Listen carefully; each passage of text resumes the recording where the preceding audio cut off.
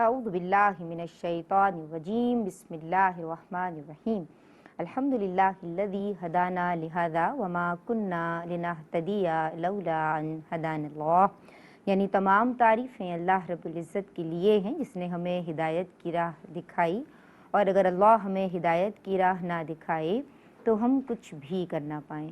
اللہم صلی علی سیدنا و مولانا محمد عدد ما فی علم اللہ صلاۃ دائمۃ بدوام ملک اللہ۔ السلام علیکم ورحمۃ اللہ وبرکاتہ۔ جناب، خواتین کی دینی تربیت اور اصلاح کے تعلق سے ARYQTV کی یہ بہترین کاوش، جسے ہماری بہنیں، مائیں، بیٹیاں، بچیاں، ینگسٹرز اپنے گھروں میں یا جہاں موجود ہوتی ہیں وہاں دیکھتی ہیں، اور ہماری کوشش یہ ہوتی ہے کہ شرعی مسائل آپ کی دہلیز تک، آپ کے گھروں کی چوکھٹ تک، آپ کے ڈرائنگ رومز تک، آپ کے اوطاق تک پہنچائیں جائیں، تاکہ ہر کوئی دین اسلام کی تعلیمات کو سمجھ سکے، اور صرف سمجھ نہ سکے بلکہ ضرورت اس امر کی ہے کہ دینی تعلیمات کی پریکٹس کو عمل میں لایا جائے، تاکہ جو آپ کے زیر اثر زیر تربیت لوگ ہیں انہیں آپ دین سمجھا سکیں، اور غصے سے بھی، ڈانٹ کے بھی، پیار سے بھی، یعنی آرڈر دے کے بھی کوشش کریں کہ جناب دین کا نفاذ ہو۔ آج ہم کون سے موضوع پہ بات کر رہے ہیں؟ تو آج ہم ایک نئے عنوان کے ساتھ، نیا تو کچھ بھی نہیں ہے، صرف انداز بیاں بات بدل دیتا ہے، لیکن بات یہ ہے کہ آج ہم بات کر رہے ہیں نفلی عبادات کے تعلق سے، اور نفلی عبادات کی کیا اہمیت ہے، اس تعلق سے میری بہنوں کو کیا سمجھنا ہوگا، ہم جانیں گے اس بریک کے بعد۔ اپنے لبوں کو درود پاک سے تر رکھیے۔ بسم اللہ الرحمن الرحیم۔ السلام علیکم ورحمۃ اللہ۔ جناب، بریک سے قبل ہم بات کر رہے تھے کہ آج دین اور خواتین میں بات ہوگی نفلی عبادات کے تعلق سے۔ بسم اللہ الرحمن الرحیم۔ وما خلقت الجن والانس الا لیعبدون، کہ تخلیق انسانی کا جو عذرو قرآن مقصد ہے وہ جناب اللہ تبارک و تعالیٰ کی عبادت کرنا ہے۔ اب فرائض اور واجبات کے علاوہ سنتوں کی بات اگر ہو، نوافل کی بات اگر ہو، یعنی کچھ ایکسٹرا کرنا اللہ تبارک و تعالیٰ کو راضی کرنے کے لیے، وہ نوافل کہلاتے ہیں۔ اور جناب نفلی عبادات سے اللہ تبارک و تعالیٰ کا قرب حاصل ہوتا ہے، اس کی رضا، اس کی خوشنودی حاصل ہوتی ہے۔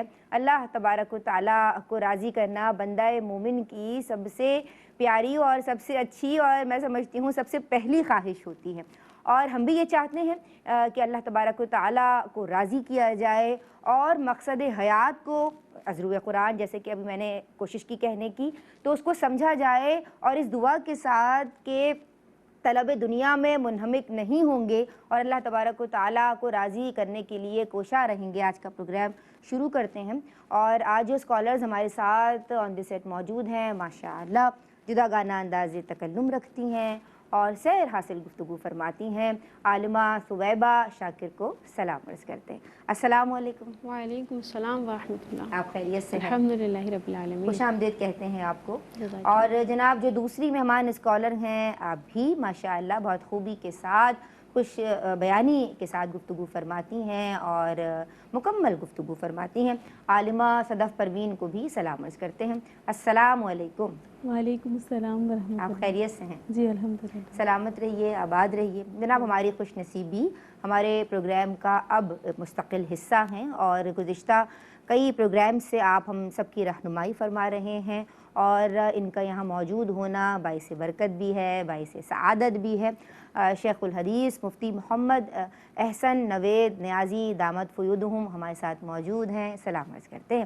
السلام علیکم حضرت۔ وعلیکم السلام ورحمۃ اللہ وبرکاتہ۔ آپ خیریت سے ہیں؟ الحمدللہ رب العالمین۔ ماشاءاللہ، اللہ تبارک و تعالیٰ سلامت رکھے، آپ کا سایہ ہمارے سروں پہ۔ اور آج کا پروگرام شروع کرتے ہیں آپ کی اجازت سے، اور عالمات میں آپ کی سمت آؤں گی نفلی عبادات کے تعلق سے آج ہم بات کرنے جا رہے ہیں، اور نفلی عبادات کون سی ہیں، کسے کہتے ہیں، اس کی اہمیت پہ روشنی ڈالیں۔ اعوذ باللہ من الشیطان الرجیم، بسم اللہ الرحمن الرحیم۔ میں اپنے جواب کی ابتدا بخاری شریف کی حدیث 46 نمبر سے کرنا چاہوں گی۔ مفہوم حدیث یہ ہے کہ ایک صحابی نبی کریم علیہ الصلوۃ والسلام کی بارگاہ اقدس میں حاضر ہوئے اور انہوں نے اسلام کے بارے میں سوال کیا، تو سرکار صلی اللہ تعالیٰ علیہ وآلہ وسلم نے انہیں یہ ارشاد فرمایا کہ آپ 5 نمازیں پڑھیں.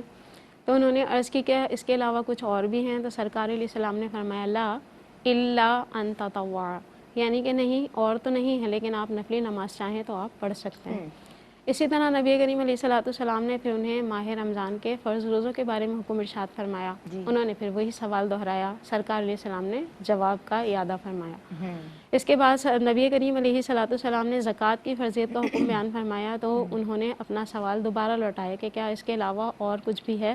تو سرکار علیہ الصلوۃ والسلام نے فرمایا لا الا ان تطوع، یعنی کہ نہیں اگر آپ نفلی صدقات کرنا چاہیں تو اس کی شرعاً آپ کو اجازت ہے.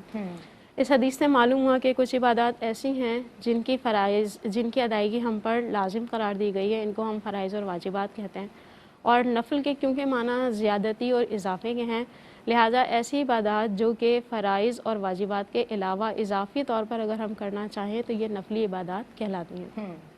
جہاں تک اس کی اہمیت کا تعلق ہے تو اتنے مختصر سے وقت میں پورا تو احاطہ کرنا یہ ناممکن ہے، لیکن چند چیزیں ذکر کر کے سعادت ضرور حاصل کرنا چاہوں گی میں.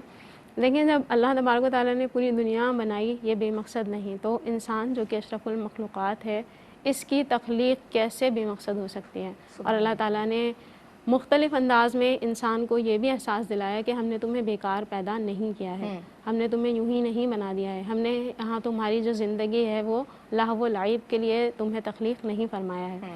اسی طرح اللہ تبارک و تعالیٰ نے سورہ ذاریات آیت نمبر 56 میں فرمایا وما خلقت الجن والانس الا لیعبدون، کہ بہت زیادہ صراحت کے ساتھ اللہ تعالیٰ نے بیان فرمایا کہ میں نے جن اور انسانوں کو محض اسی لیے پیدا کیا کہ وہ عبادت کریں.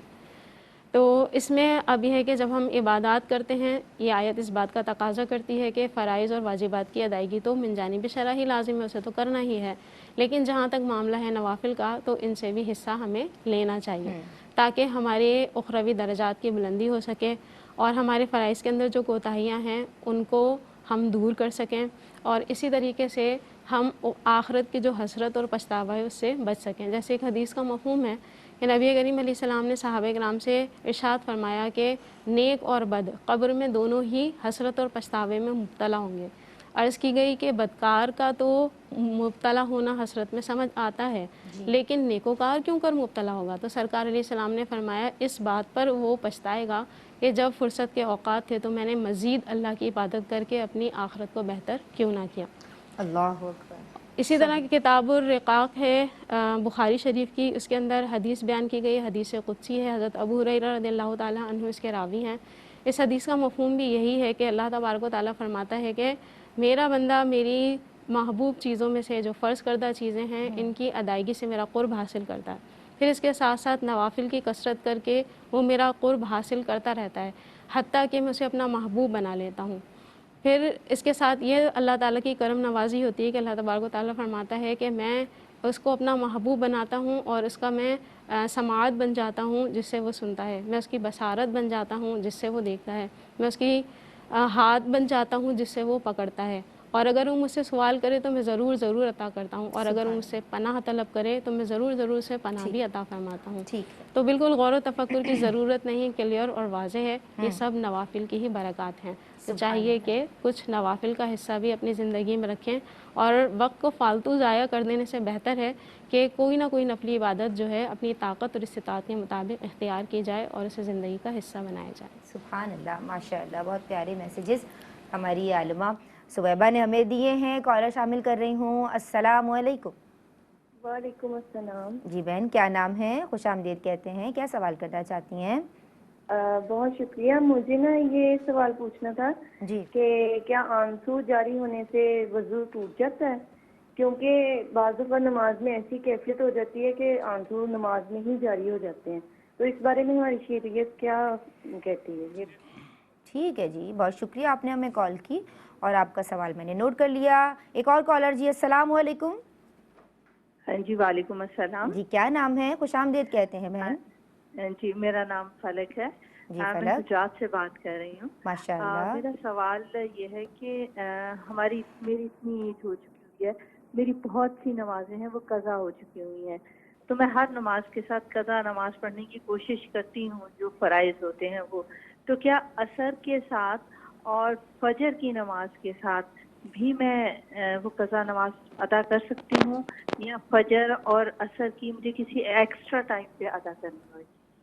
ٹھیک ہے جی، ٹھیک ہے، آپ کا سوال میں نے نوٹ کر لیا ہے اور اب میں صدف آپ کی سمجھاؤں گی۔ مجھے بتائیے کہ عام طور پہ دن اور رات میں کون کون سی نفلی نمازیں پڑھی جاتی ہیں، تفصیلات ہم جاننا چاہیں گے۔ بسم اللہ الرحمن الرحیم۔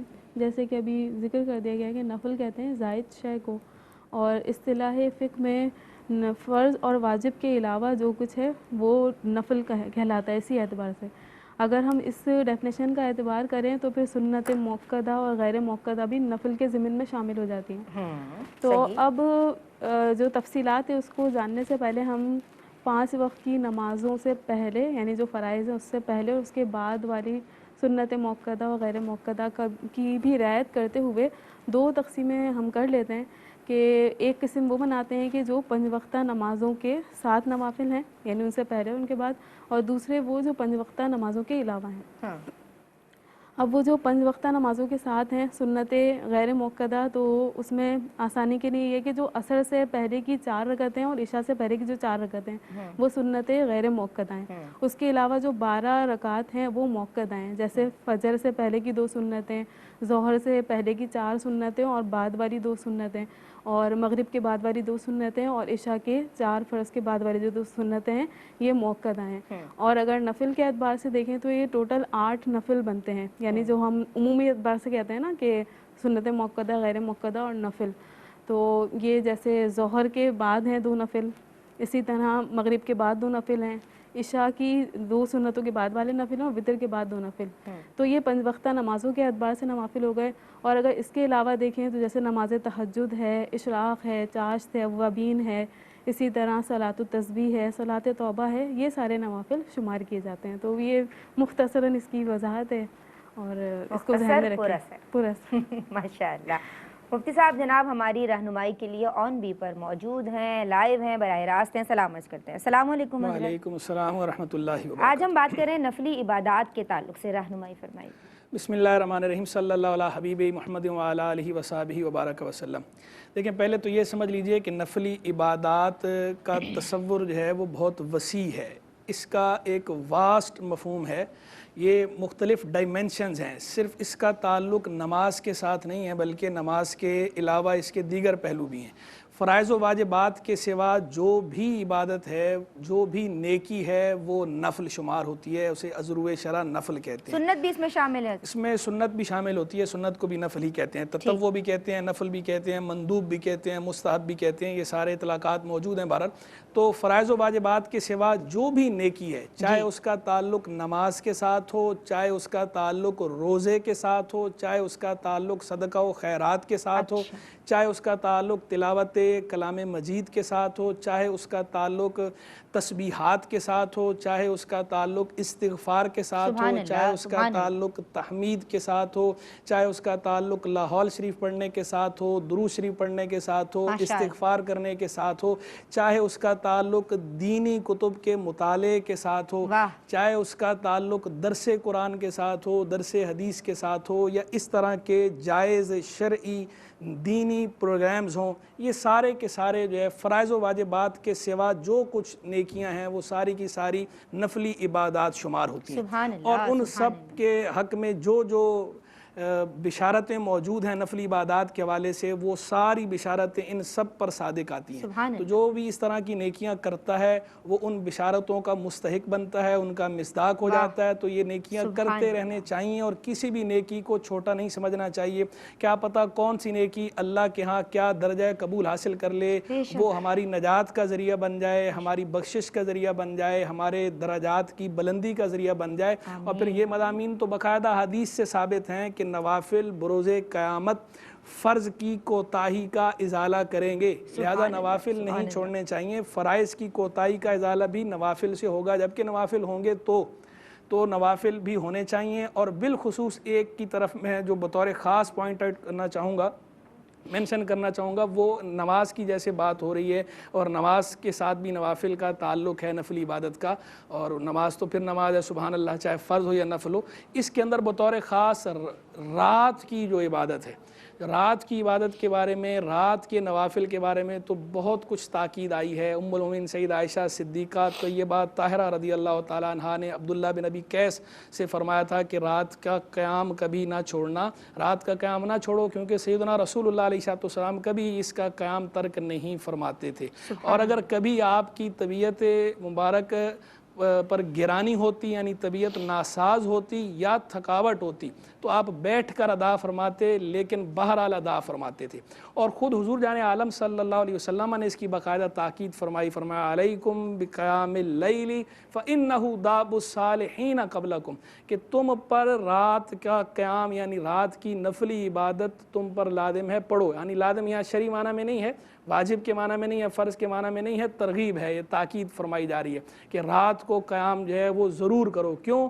فَإِنَّهُ دَأْبُ الصَّالِحِينَ قَبْلَكُمْ، کہ یہ تم سے پہلے نیک لوگوں کا طریقہ ہے۔ یعنی یہ شروع سے نیک لوگوں کا طریقہ رہا ہے کہ وہ رات کو اپنے رب کے حضور عبادت کرتے ہیں، رات کا کچھ حصہ نفلی عبادت میں گزارتے ہیں۔ پھر آگے آپ نے اس کی اور دوسری وجہ جو ارشاد فرمایا وہ قربۃ لکم الی ربکم، یہ تمہارے رب سے تمہاری قربت کا، تمہارے قرب کا ذریعہ ہے۔ پھر فرمایا مکفرۃ للسیئات، اور یہ گناہوں کا کفارہ ہے، جو برائیاں پیچھے کر چکے ہو یہ اس کا کفارہ بن جائے گا۔ اور پھر آگے فرمایا منہات عن الاثم، اور یہ تمہیں گناہوں سے روکنے والا ہے، قیام اللیل۔ تو قیام اللیل کی اتنی تاکید فرمائی گئی ہے، اور بلکہ صحیح مسلم کی حدیث میں تو باقاعدہ یہاں تک ہے کہ رات میں، ہر رات میں کوئی گھڑی ایسی ہوتی ہے کہ رات میں ایک گھڑی ایسی ہوتی ہے کہ اس میں اگر بندہ دنیا و آخرت کی بھلائی مانگے تو اللہ اسے عطا فرماتا ہے۔ پھر آگے فرمایا کہ وہ گھڑی ہر رات میں ہوتی ہے، تو لہذا رات، پوری رات غفلت میں نہیں گزارنی چاہیے۔ عشاء تو پڑھنی ہے اور فجر بھی پڑھنی ہے، لیکن عشاء اور فجر کے علاوہ بھی کچھ نوافل ضرور پڑھنے چاہیے۔ کیا ہی اچھا ہو تہجد نصیب ہو جائے تو سبحان اللہ، تو نور اللہ نور ہے، صلاۃ و توبہ ہو، یا ویسے ہی نفل پڑھ لیں، کچھ تلاوت کلام مجید کریں، رات کو ضرور کچھ تلاوت کیا کریں، رات کو ضرور کچھ نفل پڑھا کریں، کہ یہ اللہ سے قریب کرنے والے ہیں۔ بلکہ وہ جو بخاری کی حدیث قدسی اس میں فرمایا ما یزال عبدی یتقرب الی بالنوافل حتی احبہ، میرا بندہ نوافل کے ذریعے میرا قرب حاصل کرتا رہتا ہے، یہاں تک کہ میں اس سے محبت کرنے لگتا ہوں، میرا محبوب بن جاتا ہے۔ میں کہتا ہوں اور کوئی بشارت نہ بھی ہو، اس سے بڑی کیا بشارت ہوگی کہ بندہ اپنے خدا کا محبوب بن جاتا ہے۔ وہ خدا جو ہمارا محبوب ہے، محبوب حقیقی وہی ہے، مطلوب حقیقی وہی ہے، مقصود حقیقی وہی ہے، موجود حقیقی وہی ہے، مشہود حقیقی وہی ہے، جو پوری کائنات کا مرکز محور ہے۔ وہ خدا جو ہے وہ محبت کرنا شروع ہو جاتا ہے ان نوافل سے، بندہ اس خدا کا، اس محبوب حقیقی کا بندہ محبوب ہو جاتا ہے۔ تو اس سے بڑی اس کی کیا فضیلت ہوگی۔ اللہ تعالی ہم سب کو اپنی سچی محبت عطا فرمائے، اور اللہ تعالی ہمیں فرائض و واجبات کی پابندی کی بھی توفیق رفیق مرحمت فرمائے، اور نوافل پڑھنے کی اور نفلی عبادات کی بھی توفیق دے، ذوق و شوق عطا فرمائے، ذوق عبادت دے، شوق تلاوت دے، اور گناہوں سے ہمارا دل بیزار ہو جائے، نیکیوں کی طرف ہمارا دل مائل ہو جائے۔ اللہ تعالی ہماری بری عادتیں چھڑا کر ہمیں اچھی عادتیں اپنانے کی توفیق رفیق مرحمت فرمائے، توفیق دے کہ آگے نہ پیدا ہو خوئے بد، تبدیل کر جو خصلت بد پیشتر کی ہے۔ اللہم آمین۔ اب اس سے زیادہ فضیلت کی بات اور کیا ہوگی، اور میں سمجھتی ہوں بات مکمل ہو گئی نفلی عبادات کے تعلق سے۔ آپ نے دریا کو کوزے میں بند کر دیا ہے اور ٹاپک کا مکمل احاطہ کر دیا۔ اللہ آپ کو سلامت رکھے، اور یہ تمام دعائیں جو ہیں وہ امت کے حق میں، ہم سب کے حق میں اللہ پاک قبول و منظور فرمائے۔ ایک بریک لے رہے ہیں، ہمارے ساتھ رہیے، درود پڑھتے رہیے۔ اللہم صلی بسم اللہ الرحمن الرحیم۔ السلام علیکم ورحمۃ اللہ۔ جناب دین اور خواتین میں تمام ناظرین کا خیر مقدم کرتے ہیں۔ آج ہم بات کر رہے ہیں نفلی عبادات کے تعلق سے۔ ہمارے ساتھ آپ کی پسندیدہ عالمات موجود ہیں، مفتی صاحب آن بھی پر رہنمائی فرما رہے ہیں، آپ کی کالز بھی شامل کر رہے ہیں۔ میں عالمہ سویبہ شاکر آپ کی سمت آؤں گی، اور ماشاءاللہ یہ بھی بڑی سعادت کی بات ہے کہ کچھ ایسے پیارے لوگ ہوتے ہیں کہ جب انہیں کوئی کامیابی ملتی ہے تب بھی سجدہ شکر بجا لاتے ہیں، اور جب کوئی خوشی ملتی ہے تب بھی اللہ تبارک و تعالیٰ کے حضور سر تسلیم خم کر دیتے ہیں۔ اس حوالے سے بیان کیجئے کہ سجدہ شکر ادا کرتے ہوئے کیا احتیاطیں ضروری ہیں، اس حوالے سے شرعی احکامات کیا ہیں؟ دیکھیں، بے شک سجدہ اللہ تبارک و تعالیٰ کی عبادت، یعنی اس کی عظمت، اس کی بڑائی، اس کی کبریائی کا اعتراف کرتے ہوئے اس کے سامنے اپنے آپ کے حقیر ہونے، کمتر ہونے اس کا احساس کرتے ہوئے اس کا اظہار کرنا یہ بالکل بہترین قسم کی ایک عبادت ہے، کیونکہ انسان اپنے بدن کا سب سے اشرف حصہ یعنی اپنا چہرہ اللہ تعالیٰ کی رضا کے لیے زمین پر رکھ دیتا ہے۔ سوال میں جو صورت ذکر کی گئی بے شک یہ مستحب ہے، محمود ہے، شریعت میں پسندیدہ ہے، لیکن کیونکہ ہر عبادت کا تعارف جو ہے وہ شریعت پر یا شریعت کے بیان پر موقوف ہے، لہٰذا شریعت مطہرہ کے احکام بھی ملحوظ رکھنے چاہیے۔ شریعت مطہرہ یہ بیان فرماتی ہے کہ جو شخص سجدہ کرنا چاہ رہا ہے، سجدہ شکر ہی کیوں نہ ہو، کسی بھی قسم کا سجدہ ادا کرنا چاہ رہا ہے، وہ با طہارت ہو، یعنی حالت جنابت میں نہ ہو، غسل وغیرہ اس پر فرض نہ ہو، اور وہ باوضو ہو۔ اگر بے وضو حالت میں اس طرح سجدہ ادا کیا گیا تو یہ گناہ گار ہوگا۔ پھر ساتھ میں اس میں قبلے کی طرف رخ کرنے کا کوئی ایسا مسئلہ نہیں ہے، کیونکہ ایک روایت کے مطابق سورہ بقرہ کی آیت کہ للہ المشرق والمغرب فأینما تولوا فثم وجہ اللہ، یہ نفلی عبادات یعنی جو نفلی نماز ہے سواری پر بیٹھ کر جو ہوتی ہے، اس میں قبلے کی کوئی تعین نہ بھی ہو تبھی یہ ٹھیک ہے، اور دیگر نماز میں یہ شرط ہے لیکن اس میں نہیں ہے۔ یہ اس حکم کو، اس مسئلے کو بیان کرنے کے لیے آیت نازل ہوئی۔ تو جب نماز کے اندر جو سجدہ ہے اس کے لیے تعین کا کوئی معاملہ نہیں ہے جہت کا، تو پھر جو سجدہ خالی ہم ادا کر رہے ہیں جو کہ ایک مستحب عمل ہے، اس کے لیے بدرجہ اولیٰ اجازت موجود ہوگی۔ لہٰذا بہتر تو یہی ہے کہ قبلہ روز جو ہے اس طرح اس کی تعین کر لی جائے کہ قبلہ کی تعین بھی ہو، انسان جو ہے اپنے جتنا بھی اعضاء کو ڈھانکنا ضروری ہے ان کو بھی اس نے ڈھانکا ہوا ہو، اور اس طرح سے اپنے باڈی کو کور کر کے نماز کی دیگر اور شرائط کا بھی لحاظ کر کے سجدہ ادا کرے تو بہت ہی بہتر ہے، لیکن کم سے کم وضو ہونا یہ فرض ہے، اس کے بغیر سجدہ شکر ادا کیا تو پھر انسان گناہ گار ہو سکتا ہے۔ اچھا، نفلی روزوں کے تعلق سے کلام کرتے ہیں عالمہ صدف، اس کی تفصیلات بتائیے۔ جی، نفلی روزے بھی دو قسموں میں، ایک کہلاتے ہیں نفل مسنون اور ایک کہلاتے ہیں نفل مستحب۔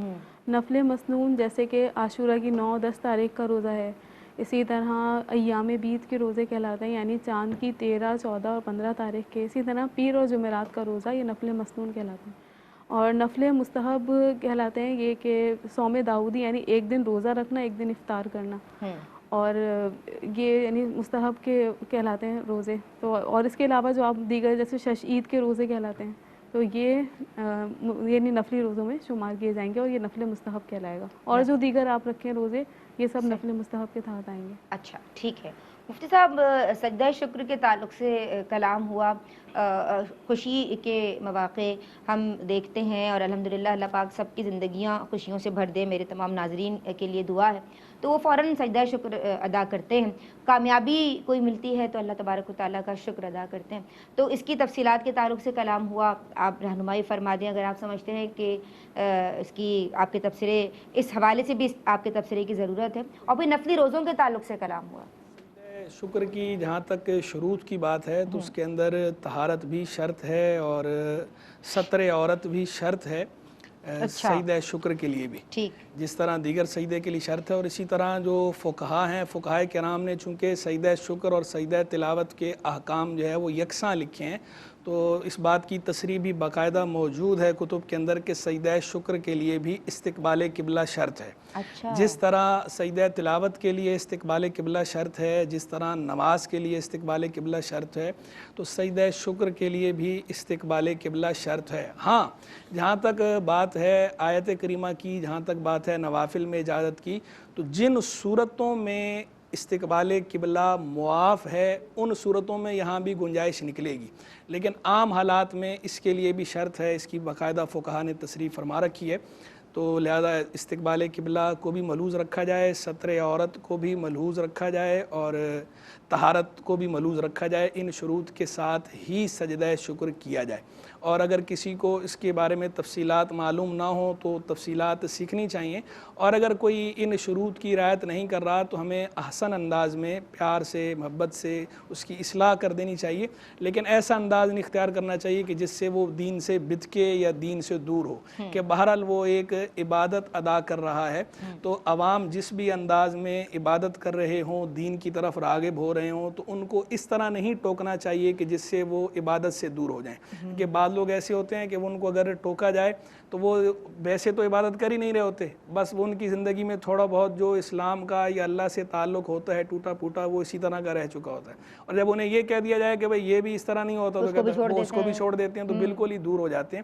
تو اس لیے فقہاء کرام نے بھی یہی فرمایا اور صوفیاء صافیہ نے بھی یہی فرمایا، اور یہی بزرگان دین کا طریق رہا کہ اگر عوام عبادت کر رہے ہوں کسی بھی انداز میں تو عبادت کرنے دینی چاہیے، بعد میں ان کو احسن انداز میں اچھے ہم انداز اسپورٹس میں بھی اس کو دیکھتے ہیں سکھا حضرت کہ دینا چاہیے۔ یہ کیا جاتا ہے سجدہ شکر، اور پھر وہاں استقبال قبلہ کا لحاظ زیادہ نہیں رکھا جاتا ہے۔ اسپورٹس کے اندر بھی دیکھیں بعض تو ایسے ماشاءاللہ کھلاڑی بھی ہیں کہ جو نماز کے پابند ہیں، جو صوم و صلات کے پابند ہوتے ہیں، تو وہ چونکہ ان چیزوں کی رعایت کرتے ہیں، وہ جب نماز پڑھتے ہیں تو انہیں پتہ وہ جب وہاں جاتے ہیں تو معلوم کرتے ہیں قبلہ کس طرف ہوتا ہے، اسی طرف رخ کر کے وہ نماز ادا کرتے ہیں، تو جب وہ فرض نماز اس طرح ادا کرتے ہیں تو سجدہ شکر بھی اس طرح ادا کرتے ہیں، تو ان سے تو ہمیں بہرحال بدگمانی نہیں کرنی چاہیے۔ اور باقی جو اگر ایسے ہیں کہ جو صوم و صلات کے پابند نہیں ہیں یا جن کو زیادہ سینس نہیں ہے، دین کا زیادہ شعور نہیں ہے، تو ان کو بھی اچھے انداز میں بہرحال سمجھا دینا چاہیے، لیکن جو ہے وہ اس طرح کنڈیم نہیں کرنا چاہیے، مذمت نہیں کرنی چاہیے، اور ایسا انداز نہیں اختیار کرنا چاہیے کہ جس سے وہ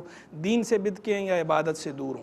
ٹھیک ہے، کیونکہ بہرحال ایک اچھا عمل تو یہ ہے، بہرحال ایک طرف یہ بہتر ہی ہے نا کہ اگلا بجائے، میں اسی سے ابھی بات آ گئی ہے تو بات وہ بھی شیئر کر دیتا ہوں کہ آپ دیکھیں ایک اچھا عمل وہ کر رہا ہے، اللہ کو یاد کر رہا ہے۔ یہ ہمارے جو پچھلے جو لوگ تھے مسلمان، ان کا طریقہ کیا تھا، کوئی بات اچھی سنتے تھے الحمدللہ کہتے تھے، کوئی بات کرنی ہوتی تھی آگے انشاءاللہ کہتے تھے، کوئی بات اچھی لگتی تھی ماشاءاللہ کہتے تھے، سبحان اللہ کہتے تھے۔ اب آپ دیکھیں معاشرہ ہمارا جس ڈگر پہ جا رہا ہے، آہستہ آہستہ یہ مبارک کلمات ہماری زندگیوں سے نکلتے جا رہے ہیں، اور بالخصوص ہمارے جو اسکول کالج کے بچے ہیں اور یونیورسٹیز کے بچے ہیں، ان کی زبانوں پہ کچھ اور جاری ہونا شروع ہو گیا، اور ابھی تو اور زیادہ، بلکہ ایک لفظ جو ہے وہ ایسا استعمال ہوتا ہے، ویسے تو ہم اسے استعمال کرنا ہی پسند نہیں کرتے، لیکن اصلاح ضروری ہے کہ کوئی بات ہو تو پہلے لوگ کہا کرتے تھے او مائی گاڈ، اب وہ کہتے ہیں شٹ۔ اب یہ اتنا غلط لفظ ہے کہ اگر اس کا صحیح معنی معلوم ہو کسی کو تو وہ کبھی بولے ہی نہیں۔ اور دوسرا پہلو اس میں یہ دیکھیں کہ جناب ایک سیکولر لبرل لابی ہے جو باقاعدہ دین اور شاعر دین کو ہٹ کرتی ہے، اور وہ چاہتے ہیں کہ لوگ دین سے دور ہوں، تو انہوں نے یہ متعارف کرایا کہ اگرچہ وہ ہم تو صرف گاڈ کہنے کے حق میں بھی نہیں تھے، ہم تو کہتے تھے اللہ سبحانہ و تعالی، اللہ کا جو لفظ ہے جو خود قرآن میں آیا اس کو جو ہے وہ ہائی لائٹ کیا جائے، لیکن چلیں بہرحال وہ تھا تو خدا کو یاد تو کر رہے تھے، لیکن انہوں نے جو جدید لابی ہے انہوں نے یہ انداز اختیار کیا کہ لوگ دین سے ہی دور ہو جائیں، تو انہوں نے وہ انداز متعارف کرا دیا کہ اب اگلے او مائی گاڈ کہنے کی بجائے شٹ، کوئی بات تو کہتے ہیں شٹ۔ اچھا، اور دیکھا دیکھی ہمارے وہ لوگ کہ جن کو اس کا صحیح معنی معلوم نہیں ہے، یا جن کو ان کی انٹینشن پتہ نہیں تھی کہ بھئی یہ اگلوں کا اس کے پیچھے مقصد کیا ہے، تو وہ بھی دیکھا دیکھی ہی کہنا شروع ہو گئے۔ تو اس طرح کے کلمات بالکل نہیں بولنے چاہیے، اور کوئی غلطی ہو، کیا پیارا انداز اہل عرب کا انداز ہے، مجھے تو بہت پیارا لگتا ہے، اس محبوب کے دیار کے لوگ ہیں، تو وہ تو کوئی بات ہوتی ہے ایسی بری کہتے ہیں یا سلام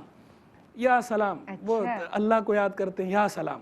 تو اگر کوئی ایسی بات آپ سنیں کہ جو بات آپ کو اچھی نہیں لگ رہی، یا کوئی ایسی بات انہونی ہے، یا کوئی افسوس والی بات ہے، یا کوئی کام غیر متوقع ہو گیا، آپ چاہتے تھے نہ ہو گیا، تو بجائے ہم اس طرح کے اوٹ پٹانگ کلمات کہنے کے، یہ شٹ کہنے کہ ہم یا اللہ کہیں، ہم یا سلام کہیں، یا ربی کہیں، تو کیا جو ہے وہ ہمارے نامہ اعمال میں بھی نیکیاں ثبت ہوں، اللہ کی رحمت بھی نازل ہو، اور کفارہ سیئات بھی ہو، ہمارے لیے رفع درجات بھی ہو، اور ہمارے جو ساتھ متعلقین ہیں ان کو بھی ترغیب ملے، اور وہ بھی دین کی طرف ہوں، ان کے دل میں اللہ کے ذکر کی حلاوت آئے، اللہ کی محبت پیدا ہو۔ تو بس ہمیں اللہ کو یاد کرنا چاہیے، اپنے خالق و مالک کو، اپنے مولا کو، اپنے محبوب حقیقی، مطلوب حقیقی، مقصود حقیقی، مشہود حقیقی، موجود حقیقی، اسی کو یاد کرنا چاہیے۔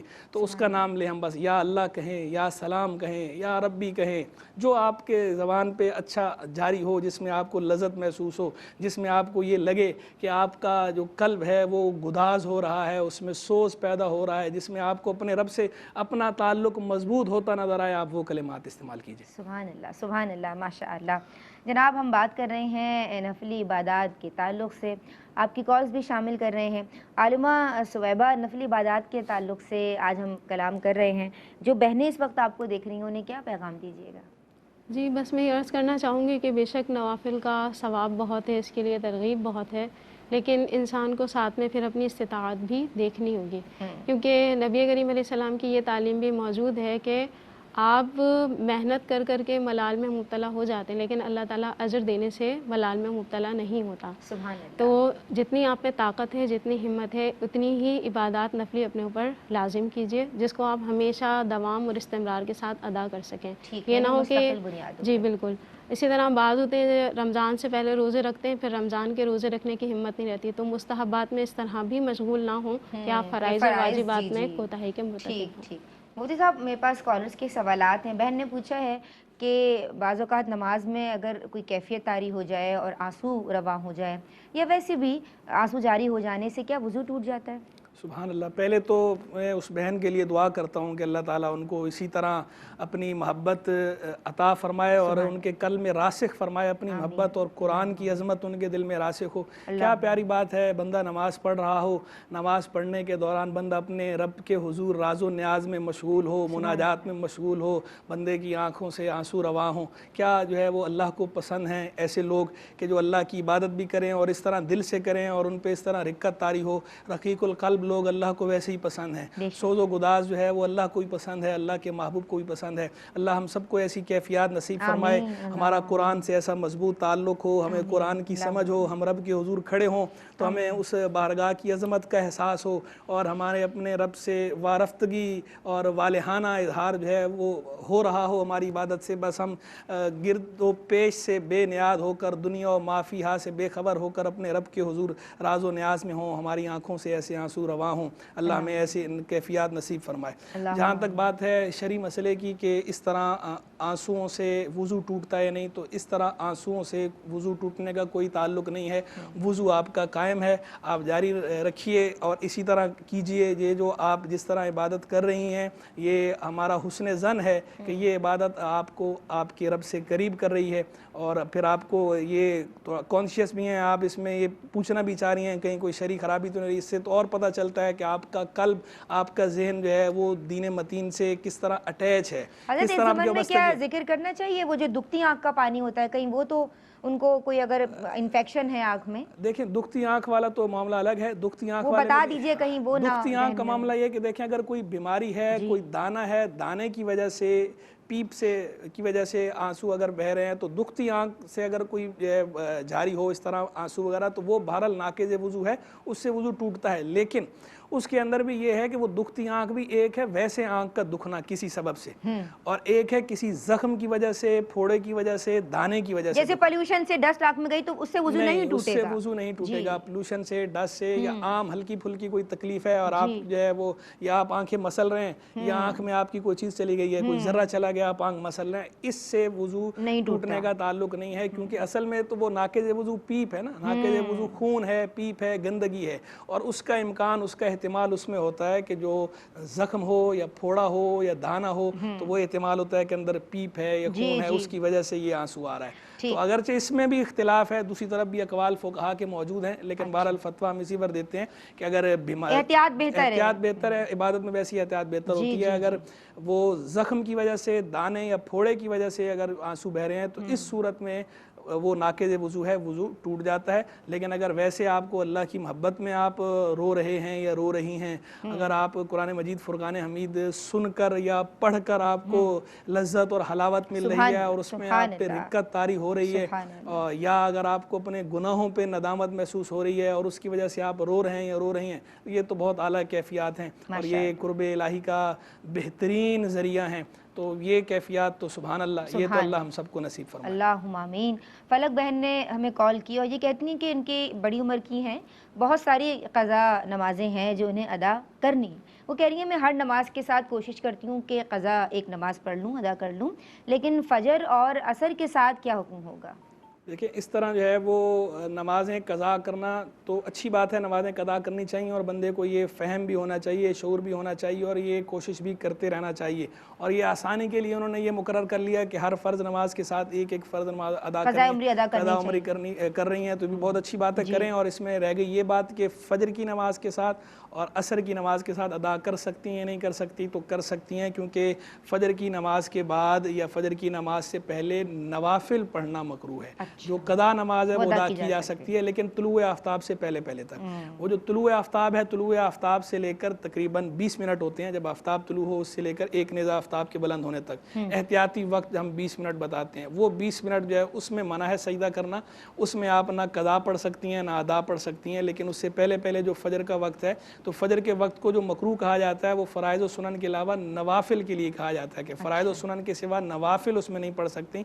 बहरहाल आप उसमें फ़र्ज़ नमाज की कज़ा अदा कर सकती हैं। इसी तरह असर के अंदर भी, असर के बाद भी नवाफिल अदा करने से हम मना करते हैं, लेकिन आप उसमें कज़ा अदा कर सकती हैं गुरूब आफ्ताब से पहले पहले तक। जो गुरूब आफ्ताब है, गुरूब आफ्ताब चूँकि उस वक़्त भी सजदा करना मना है, सजदे की ममानत है, तो उस वक़्त भी आप ना अदा पढ़ सकती हैं, ना कदा पढ़ सकती हैं, ना ही सजदा कर सकती हैं। गुरूब आफ्ताब से पहले पहले तक आप कदा अदा कर सकती हैं। ठीक है हज़रत। आलिमा सदफ़ आपकी समत आएंगे, क्या पैगाम देंगी? आज जो गुफ्तगू रही माशाअल्लाह सबने बहुत कुछ सीखा। जैसे कि अभी आलिमा साहिबा ने पैगाम दिया, मैं भी इसी तरह का ही पैगाम देना चाहूँगी कि बाज़ ख़वातीन को होता है कि जब वो सुनती हैं फ़जीलत किसी चीज़ की तो वो कुछ सोचे समझे बगैर बस उस पर अमल करना चाह रही होती हैं। जी जी। तो अब वो अगर नफली इबादत कर रही हैं तो ख़वातीन को ये चाहिए कि अगर वो शादीशुदा हैं तो अपने हस्बैंड की इजाज़त से करें। मसलन उन्हें रोज़े रखने का है कि नफली रोज़ा रखें तो पहले इजाज़त ले लें। इसी तरह जैसे रात के नवाफिल की फजीलत बयान की गई तो उसमें भी यही मामला है। और वैसे कुछ ना कुछ जो नफली इबादत है वो इख्तियार करनी चाहिए, लेकिन अपनी हिम्मत और ताकत को देखते हुए। ठीक है जनाब, आपका बहुत शुक्रिया अदा करना चाहते हैं। और आलिमा सुबैबा आपका बहुत शुक्रिया अदा करना चाहते हैं। जी मुफ्ती साहब, आज इतनी प्यारी गुफ्तगू रही, क्या पैगाम देना चाहते हैं?